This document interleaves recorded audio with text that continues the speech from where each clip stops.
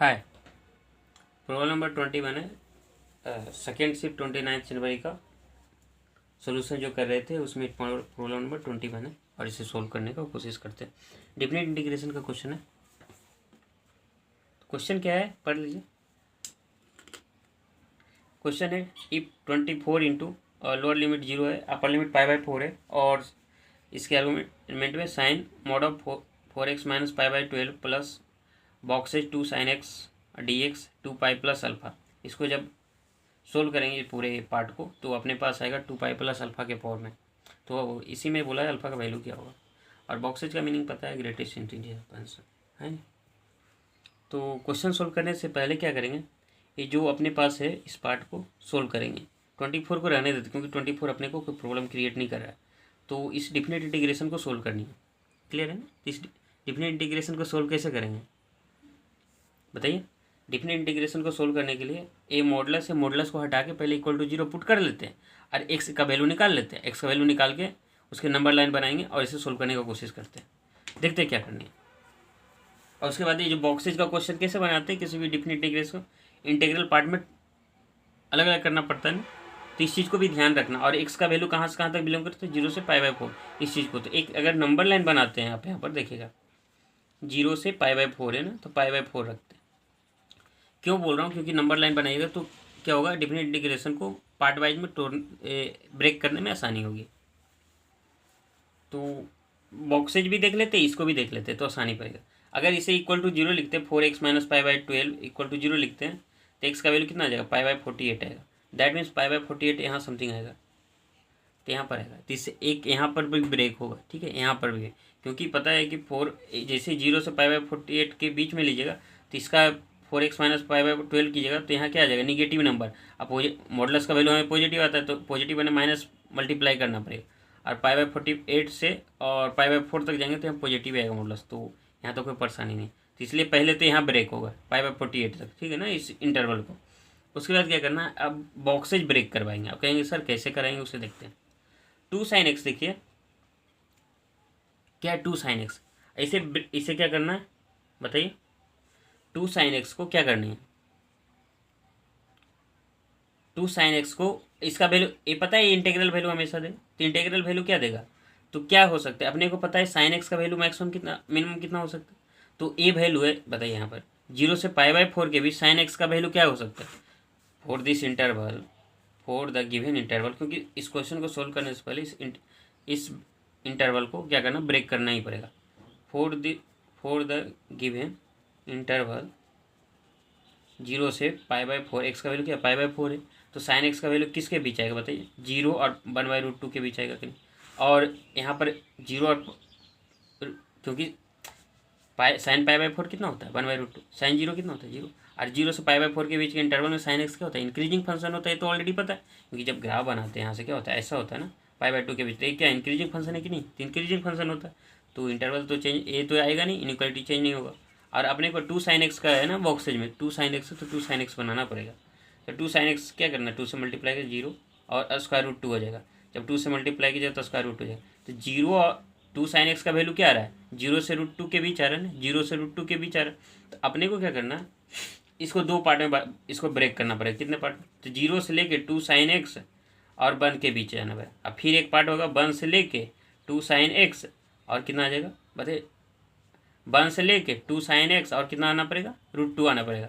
अब 1 कब आएगा, x का किस वैल्यू के लिए 2 sin x का वैल्यू 1 आएगा बताइए, 2 sin x का वैल्यू x के किस वैल्यू के लिए आएगा, तो 2 sin x बराबर 1 कब आएगा बताइए, sin x बराबर 1/2, तो x का वैल्यू कितना π/6, दैट मीन्स 30 डिग्री ना, 30 डिग्री के लिए 2 sin x का वैल्यू 1 आएगा। तो ये किस x के किस वैल्यू के लिए आ रहा है, तो 0 से लेके x का वैल्यू अगर लिखे तो π/6 के बीच आएगा। ये किसके बीच आएगा, ये आएगा π/6 से लेके और π/4 के बीच आ रहा है। तो दैट मीन्स एक इंटरवल और बनेगा π/6 बनेगा, जिसके बीच एक बॉक्सेज का वैल्यू, क्योंकि अपने को पता है 0 से लेके 2 sin x के बीच 2 sin x का वैल्यू √2 है। अब 0 से लेके 1 के बीच इसका बॉक्सेज निकालेंगे, इसका बॉक्सेज निकाले 2 sin x का तो कितना आ जाएगा, 0 आ जाएगा। 0 1 के बीच का बॉक्सेज कितना होता है, 0 होता है। अब 1 और √2 के बीच का बॉक्सेज कितना हो जाएगा बताइए, 2 sin x का बॉक्सेज निकालेंगे तो 1 हो जाएगा। तो इसलिए इसको इंटरवल में तोड़ना सही था। तो अब इस इंटरवल में 48 और π/4 के बीच एक इंटरवल और ब्रेक होगा π/6 पर। क्यों? क्योंकि 0 से लेके 1 के बीच जो आ रहा है इसका वैल्यू क्या आ रहा है, 0 आ रहा है। इससे पीछे जाएंगे तो 0 आएगा ही, इससे पीछे जाएंगे 0 से लेके π/6 तक जाएंगे तो इसका वैल्यू तो बॉक्सेज यहाँ पर 2 sin x का बॉक्सेज कितना हो जाएगा, 0 हो जाएगा। इसके बीच का बॉक्सेज, इसमें बॉक्सेज कितना हो जाएगा, 2 sin x का बॉक्सेज कितना हो जाएगा, 1 हो जाएगा। इसलिए यहाँ पर ब्रेक करना है। अब क्या 0 से लेकर π/48 के बीच क्या होगा इस बॉक्सेज से, सर 0 होगा। इसके बीच क्या होगा, 0, क्योंकि ऑलरेडी इस इंटरवल में 0 हो रहा है तो इसके बीच भी 0, इसके क्या मैं 2 यहाँ से 0 से π/6 के बीच है, इसका क्या आ रहा था वैल्यू, 0 आ रहा था 2 sin x का बॉक्सेज का वैल्यू, तो 0 आ रहा था। इस इंटरवल में भी 0 आएगा, इस इंटरवल में 0 आएगा, बस यही बताया। और इसके बीच ना 2 sin x का वैल्यू बना जाएगा। ठीक है, तो अब क्या करना है, ब्रेक कर देना है। 0 से लेकर π/4 के बीच जो इंटरवल है इसे ब्रेक करते हैं। तो ब्रेक करिए, एक एक्स्ट्रा पेज ले लेता हूँ ये और यहाँ पर बनाऊँगा 2 लेता हूँ। देखिए क्या करना, ब्रेक करना है इस इंटरवल को।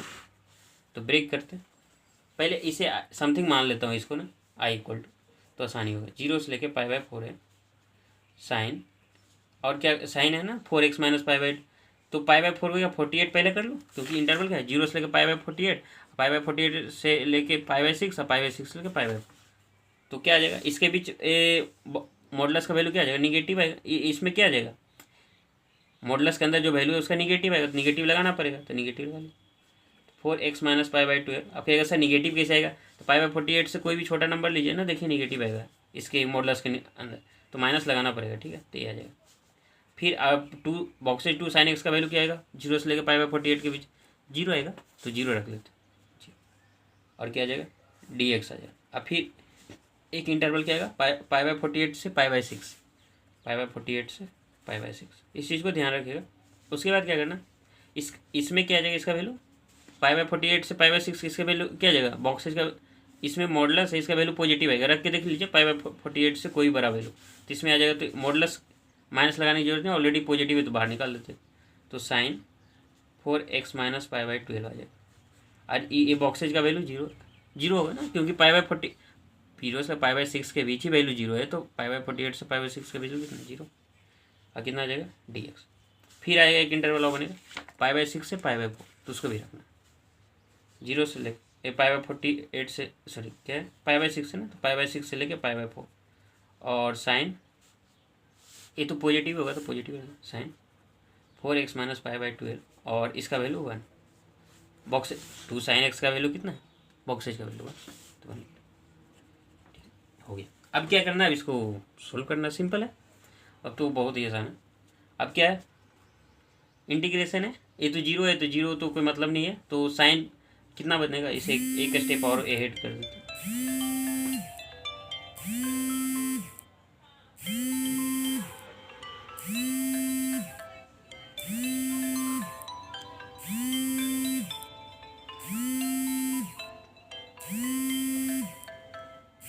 देखिए यहाँ पर साइन तो माइनस आ जाएगा, क्योंकि पता है साइन माइनस थीटा कितना होता है, माइनस साइन थीटा, तो माइनस बाहर आ जाएगा, तो साइन 4x - π/12 आ जाएगा, और dx आ जाएगा। फिर इसको आगे की ओर कीजिएगा, तो इसमें भी 0 है, तो 0 तो हट ही जाएगा, तो यहाँ पर क्या है π/48 से π/6 से साइन 4x - π/12 dx, फिर आएगा यहाँ पर π/6 से π/4 साइन 4x - π/12 + 1 dx। ठीक है, अब क्या करना है, सिंपल है, इसमें से बना दीजिए। तो साइन 4x - 12 अपने को पता है, अगर पता है तो इसमें भी थोड़ा बहुत बता देता हूँ, अगर नहीं पता है तो। अगर f(x) dx का इंटीग्रेशन कैपिटल f(x) रहे, तो अगर इंटीग्रेशन f(ax + b) रहे, याद रखिए ax + b रहे, और dx इसका इंटीग्रेशन, अगर देखिए यहाँ पर इंटीग्रेशन f(x) dx का f(x) रहे कैपिटल f(x), और f(ax + b) dx का इंटीग्रेशन निकालना है, तो क्या करें, capital f(x + b) divided by coefficient of x, तो डिवाइड कर देते, तो यही करनी है। कहिएगा सर ऐसा क्यों कर रहे हैं, देखिए अपने को इंटीग्रेशन किसका मालूम है, साइन x का मालूम है ना, साइन x का इंटीग्रेशन कितना -cos x होता है, पता है। लेकिन अपने को निकालना किसका, sine 4x - 12, that means ax + b के फॉर्म में है ना, तो इस तरह इसलिए किए थे डिवाइड करना। तो क्या होता है साइन 4x - π/12, तो क्या करना पड़ेगा, माइनस लगाना, माइनस तो लगाना पड़ेगा, माइनस कॉस कितना हो जाएगा 4x माइनस पाई बाई 12 और डिवाइडेड बाई कितना हो जाएगा कोफिशिएंट ऑफ x कितना 4 से डिवाइड और इसमें कितना है 0 से लेके पाई बाई 48 माइनस पहले। ठीक है, फिर क्या करना है सिमिलरली सब इसमें कर दिए तो इसमें कितना आ जाएगा minus cos 4x minus pi by 12 क्या करना है पाई बाई 48 पाई बाई 6 लगा दीजिए और फिर अब कैलकुलेशन है इसमें कीजिएगा तो कितना आ जाएगा इसका same 4x minus pi by 12 और क्या करना यहाँ क्या हो जाएगा 1 का इंटीग्रेशन x ना तो x अब पाई बाई 6 से पाई बाई। ठीक है, अब कर दीजिए तो इसमें रख दीजिए ज़्यादा मत इसके वैल्यू निकालने के लिए बैठ जाएगा क्योंकि आंसर कैंसिल आउट हो जाएगा बहुत सारे वैल्यू 48 माइनस पाई बाई 12 आ गया फिर माइनस आ जाएगा अब पाई बाई 4 तो लिखना है ना तो माइनस आ जाएगा इसमें कितना आ जाएगा 0 रखिएगा तो minus cos 0 minus pi by 12 तो माइनस पाई बाई 12 हो जाएगा इस चीज़ को ध्यान रखिएगा अब 4 हो जाएगा ना ए आ गया ए इसके लिए आ गया। सेकेंड के लिए क्या आ जाएगा देखिए सेकेंड के लिए रखिएगा तो आपके पास आएगा माइनस कॉस 4 पाई बाई 6 और माइनस पाई बाई 12 साथ में रखिएगा जी इसको मत कैलकुलेट करने बैठ जाएगा अब I4 तो रहेगा ना 4 क्यों छोड़ देना 4 तो रहेगा तो I4 हो जाएगा और फिर minus cos 4 into pi by 48 और कितना आ जाएगा जी pi by 48 minus pi by 12 इस चीज़ को भूलिएगा मत और डिवाइडेड बाई कौन सा सेकेंड है ना 48। ठीक है सर 4 हो जाएगा तो इस चीज़ को आप खुद ही कर लीजिएगा अगर मेरा कोई प्रॉब्लम हो तो आप मुझे लगता है कि आप खुद कर ही सकते हैं तो minus cos 4 into pi by 4 minus pi by 12 by 4 अब प्लस पाई बाई 4 फिर माइनस लगा सकते हैं फिर minus cos pi by 6 into 4 और माइनस पाई बाई 12 और कितना आ जाएगा अब plus pi by 6 sorry A4 है। अब यहाँ से कैलकुलेट करना तो नेक्स्ट पेज ले लेते हैं एक और पेज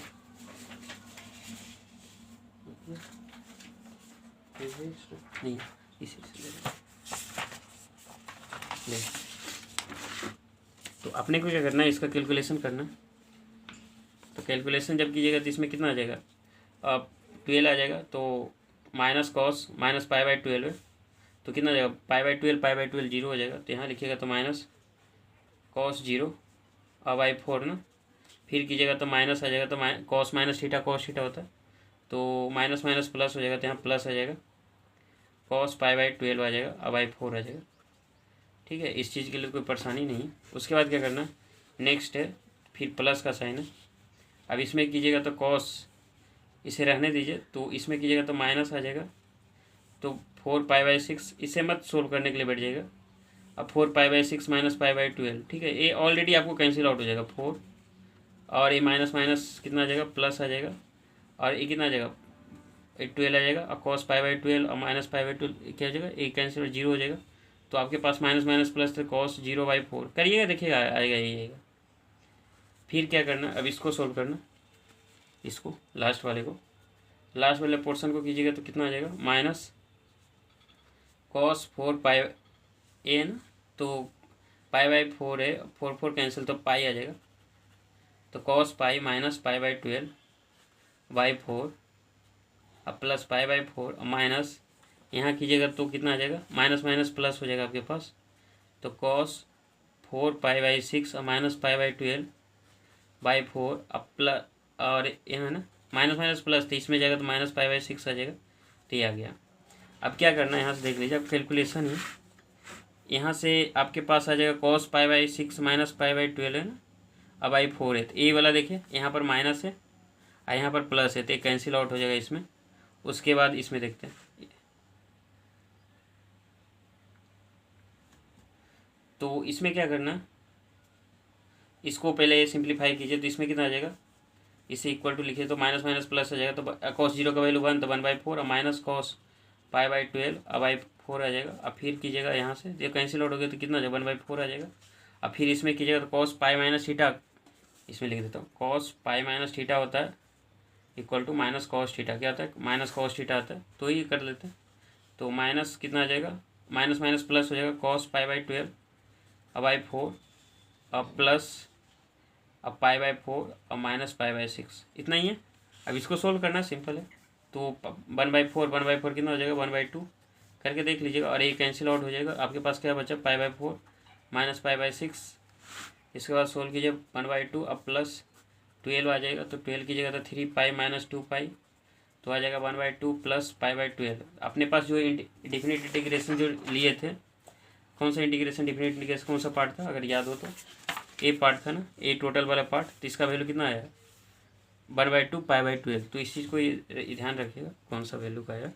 ये किसका वैल्यू है लिख सकते हैं आप, 0 से लेके पाई बाई 4 था sine mod of 4x minus pi by 12, अब मॉडलस है ना, तो अब boxes 2 sine x D x, कितना है इसका वैल्यू 1/2 प्लस पाई बाई 12। तो ही करनी है, तभी जस्ट निकाल चुके हैं इसका वैल्यू कितना है, इसका वैल्यू कितना है। तो ये लिख सकते हैं 24 इंटू पाई बाई 12 अब प्लस 1/2 ना, यही है। तो इसको कैसे लिखेंगे, तो 2 पाई हो जाएगा, यहाँ से मल्टीप्लाई 2 पाई अब प्लस 12, तो कितना आ जाए 2 पाई प्लस 12 आया। और अपने को जब इस डिफिनिट इंटीग्रेशन को सोल्व करते थे क्या 2 पाई प्लस अल्फा है, दैट मीन्स इसे इक्वल टू लिख सकते हैं 2 पाई प्लस अल्फा, तो अल्फा का वैल्यू कितना आ जाएगा 12 आ जाएगा। दैट मीन्स अल्फा का वैल्यू जो होगा 12 आ जाएगा। एक क्वेश्चन अच्छा था, बहुत सारी चीज़ों को सीखने को मिला, कैसे ब्रेक करते हैं डिफिनिट इंटीग्रेशन में जो इंटरवल होते हैं, है नहीं, जो लिमिट दिए रहते हैं लोअर लिमिट अपर लिमिट को कैसे ब्रेक करना, और मॉडुलस रहता है तो किस तरह से इसे ब्रेक कर सकते हैं, और बॉक्सेज में कैसे यूज कर सकते हैं क्वेश्चन को, है नहीं। तो इस तरह से देखिए, और क्वेश्चन एक बहुत ही अच्छा क्वेश्चन था, ठीक है। टफ तो नहीं बोलूँगा, ट्रिकी क्वेश्चन थे। तो और भी एक क्वेश्चन देख लेते हैं, ठीक है, लिमिट का है, इसी में से सोल्व कर लेते तो अच्छा रहेगा। क्वेश्चन क्या है देख लीजिए, लिमिट में क्या दिया है क्वेश्चन, लिमिट है और डिफिनिट इंटीग्रेशन 0 से 1 है, 3x प्लस 5 पावर t है dx और होल पावर 1/t है। तो इस लिमिट को सोल्व करना, और सोल्व करने पर alpha by 5/5 he into 8/5 raised power 2/3 value आएगा। तो अल्फा का वैल्यू क्या आने वाला है। तो सबसे पहले इस जो लिमिट है, इस लिमिट को सोल्व करना पड़ेगा। इस लिमिट को सोल्व करने से पहले इस डिफिनिट इंटीग्रेशन को सोल्व करना। तो डिफिनिट इंटीग्रेशन को पहले सोल्व कर लेते हैं, उसके बाद लिमिट पर आता है, ठीक है। X plus 3x plus 5/t power है डी एक्स है, इसमें वेरिएबल कौन है एक्स है ना, तो एक्स वेरिएबल है, दैट मीन्स टी कांस्टेंट है। लिख सकते हैं यार टी इज कांस्टेंट, क्या है T is constant, T is constant. तो जब टी कांस्टेंट हो तो अपने को पता है एक्स, अभी जस्ट बताया था एक्स पावर एन का फार्मूला क्या होता है, x power n plus 1/n, n constant रहता है, पता हुआ है आप लोग को, तो मुझे नहीं लगता इसकी ज़रूरत है। और अभी भी जस्ट बताए थे कुछ देर पहले ना, इस तरह के इंटीग्रेशन एफ ऑफ एक्स का integration capital F of x रहे तो F of X plus B का integration capital F of X plus B divided by, तो सिमिलर वैसे ही यूज करना। तो यहाँ पर टोटल अगर एक्स रहता तो एक्स पावर टी लिख लेते, सिंपल था। लेकिन 3x प्लस वाई लीनियर में, तो क्या करना, इसका इंटीग्रेशन पर लिखिएगा तो कितना लिखिएगा बताइए, 3x plus 5 power t plus 1 लिखिएगा, डिवाइडेड बाई कितना लिखिएगा टी प्लस 1, और इसे डिवाइड करना किससे बताइए 3 से, कोफिशिएंट ऑफ एक्स है ना, तो ऑलरेडी और डिफिनिट इंटीग्रेशन तो लिमिट क्या है 0 से 1, तो सिंपल है कर लीजिए। तो यहाँ 1 रखेंगे तो कितना आ जाएगा बताइए 8 पावर टी प्लस 1 इसको मल्टीप्लाई हो जाएगा ना, तो 3 इंटू टी प्लस 1 आ जाएगा, फिर माइनस आएगा, 0 रख दीजिए एक्स की जगह, तो 0 रखिए कितना आ जाएगा 5 power t plus 1 divided by 3 into T plus 1। अपने पास डिफिनिट इंटीग्रेशन का वैल्यू आ गया, ए आ गया ना, डिफिनिट इंटीग्रेशन का वैल्यू ए आ गया। तो इसमें से क्या करना, अगर इसे और सिंप्लीफाई कीजिएगा तो 8 power t plus 1 minus 5 power t plus 1 divided by कितना आ जाएगा 3 into T plus 3t plus 3 आ गया, ए आ गया, ठीक है। तो अपने पास ए आ गया, तो अब क्या करना, लिमिट लिख लेते हैं, लिमिट t टेंस टू 0 और 8 raise power t plus 1 minus 5 power t plus 1 और 3t प्लस 1 पावर 1/t, ठीक है ना। अब देखते हैं कि कौन सा लिमिट के बहुत सारे फॉर्म में, जनरली जो फॉर्म रहता है 1 पावर इन्फिनिटी पर ही मैक्सिमम टाइम में यही पूछता है, ठीक है। तो अब इस चीज़ का यूज कीजिएगा, देखिए यहाँ पर 0 जैसे ही पुट कीजिएगा तो 8 टी इक्वल टू 0 पुट कीजिएगा तो 8 minus 5 divide by 3 into 0 plus 1 आएगा, तो टी का वैल्यू 0 सॉरी 3 है ना, तो 3, तो यहाँ क्या आ जाएगा 3, तो 3/3 1 आ जाएगा। और यहाँ जीरो पुट कीजिए तो क्या जगह 1/0 infinity, that means 1 power infinity का है। तो अपने को पता है कि limit x tends to A F of x power g of x रहे, यदि 1 पावर इन्फिनिटी वाला बन रहा है फॉर्म, इसका फार्मूला होता है अगर याद हो तो, बहुत सारे क्वेश्चन इस type e raise to power इसका होता है f of x -1 into g of x, अगर पता होगा तो इस टाइप का फार्मूला बनते हैं, है नहीं। E raise power limit x tends to A F of x -1 G of X बनते हैं, है नहीं। तो वैसे ही इसको भी सोल्व करना। तो नेक्स्ट पेज ले लेते हैं, बेहद अच्छा रहेगा।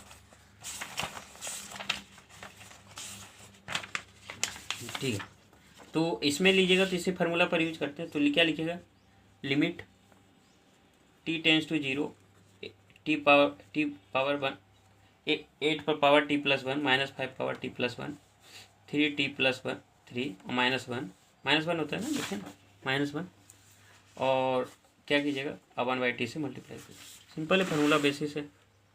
तो सोल्व करते हैं, लिमिट t टेंस टू 0 और लिखिएगा 8 power t plus 1 -5 plus t plus 1 और -3t और -3 divided by 3t plus 3 into T, ये हो सकता है।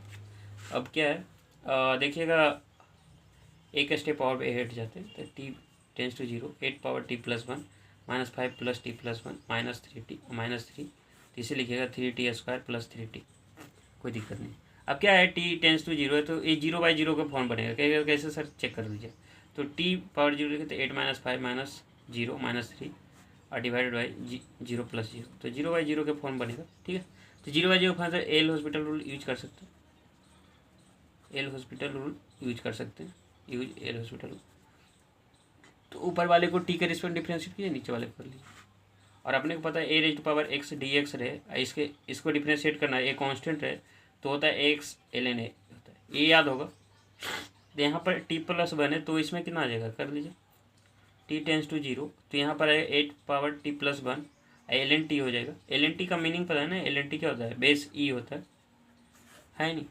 तो ये करेंगे -5 पावर t प्लस 1 और ln 5 -3 divided by 6t plus 3, है नहीं, यही करनी।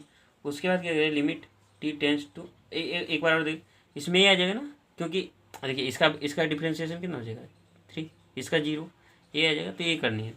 अब देखिएगा तो 0/0 का फॉर्म नहीं बना, यहाँ 0 रखिए तो कितना आ जाए, 0 रखिए तो 8 ln t -5 ln 5 -3/3, 0/0 का फॉर्म नहीं बनेगा तो ज़रूरत नहीं, 8 पुट कर देते वैल्यू, तो 8 ln t -5 ln 5, उसके बाद कैलकुलेशन है और /3, 0 रखिए और 3 रखिए, तो ये लिमिट का ही वैल्यू आ रहा है।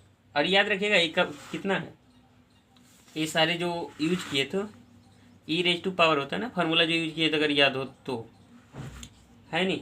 इसमें क्या होता है, ये जो formula e raise to power होता है, तो इसको सोल्व करेंगे तो क्या आ जाएगा, ई रेज टू पावर आएगा सारे के सारे, इसको भूलिएगा मत, ई रेज टू पावर सारे के सारे हैं, ई रेज टू सारे के सारे कैलकुलेशन में ई रेज टू पावर आएगा। तो इसमें क्या है, ई रेज टू पावर, इस चीज़ को भी मत भूलना। तो ई रेज टू पावर कितना आ जाएगा 8, तो ये कितना आ जाएगा, ये आ जाएगा आर्गूमेंट में t 8 पावर 8, ये कितना आ जाएगा माइनस है, तो लिख सकते हैं ln 5 पावर 5 माइनस, इसे लिख सकते हैं ln ई रेज पावर 3 लिख सकते हैं, 3 को हम लिख सकते हैं कि नहीं, लॉग एक्चुअली यही होता है ना, ई पावर 3 तो बेस ई है, इसको लिख सकते हैं 3 को, ये दोनों अगर सेम रहता है ये आ जाएगा, है नहीं।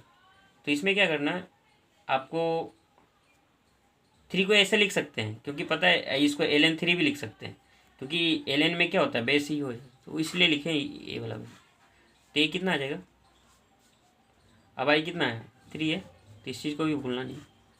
तो ई रेज टू पावर कितना आ जाएगा ln, और 8 पावर 8 है तो इसको ऐसे लिख सकते हैं 8 पावर 8 है और इसको माइनस कर लीजिए, तो ln कितना आ जाएगा 5 पावर 5 और प्लस ln ई पावर 3, ऐसा हो सकता है।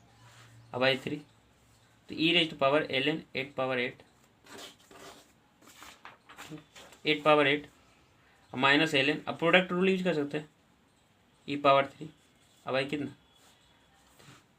फिर लिखिए ई रेज टू पावर, फिर डिवीजन रूल यूज कर लीजिए 8 power 8 divided by 5 power e raise to power, अब 1/3 ना, 1/3 तो छोड़ना नहीं। अब ये क्या है,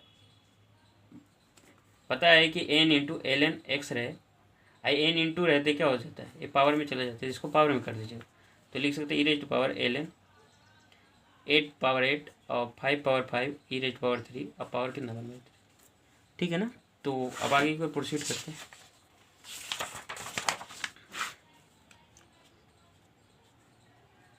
तो कितना आ जाएगा आपके पास? अपने को पता है इसमें देखिए ना, ई पावर ln x रहे तो x आता है, ई रेज टू पावर ln में रहे दैट मीन्स बेस ई रहे तो अपना वैल्यू x हो जाता है। तो ई पावर ln है और इस पर आर्गूमेंट में कुछ है तो आर्गूमेंट बाहर हो जाता है। तो आर्गूमेंट को बाहर कर लीजिए। तो आर्गूमेंट को बाहर कीजिएगा तो आपके पास 8 पावर 8 अब आई 5 पावर 5 इंटू ई पावर 3 पावर कितना 1/3 आ रहा है। तो 1/3 जब कीजिएगा तो क्या आ जाएगा 8 पावर 3 इसे लिख सकते हैं 5 पावर 5/3 इंटू ई पावर 3 इंटू 1/3 ये लिख सकते हैं ना। हमें मत बोलिएगा कि इसे कैसे कहाँ से है, खुद कर लीजिएगा। तो 8 पावर 8/3 इंटू 5 पावर 5/3 इंटू ई आ गई ना।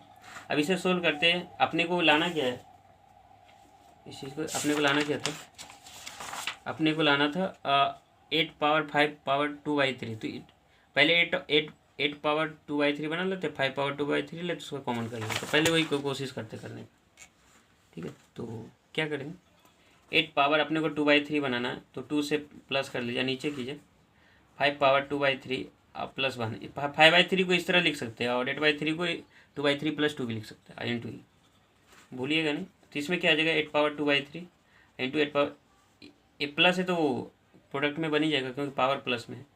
अब 5 पावर 2/3 इंटू 5 इंटू ई। ठीक है, तो 8/5 पावर 2 क्योंकि ये दोनों कॉमन आ गया ना, तो अपने को तो यही करना था 8 पावर 2 और 5 है। तो क्या आ गया 8 स्क्वायर कितना 64 आ गया और 5 ही और 8 पावर 5 2/3। अभी हम लोग को पता है कि इसका कितना था, इसको जब बनाया था α/5 ही 8 पावर 5 है 8/5 अब पावर कितना 2/3। तो इस चीज़ को ध्यान रखिएगा। तो कितना था इसका वैल्यू जो सोल्व करके दिया था क्वेश्चन में, α/5 into 8 power 5 power 2/3। That means ये कैंसिल आउट, ए भी कैंसिल आउट, तो अल्फा का वैल्यू कितना 60। दैट मीन्स क्या आ जाएगा अल्फा का वैल्यू, इस चीज़ में ध्यान दीजिएगा, अल्फा का वैल्यू क्या आ जाएगा 64 है ना। तो अल्फा का वैल्यू 64 कैलकुलेशन कर लीजिएगा खुद। ठीक है, तो अल्फा का वैल्यू 64 आ गया। तो आप देख चुके हैं किस तरह से सोल्व करना है इस क्वेश्चन को, है नहीं। ठीक है, तो आज इतना ही रहने दीजिए और नेक्स्ट वीडियो में नेक्स्ट 3 क्वेश्चन सोल्व करेंगे। ठीक है, थैंक यू।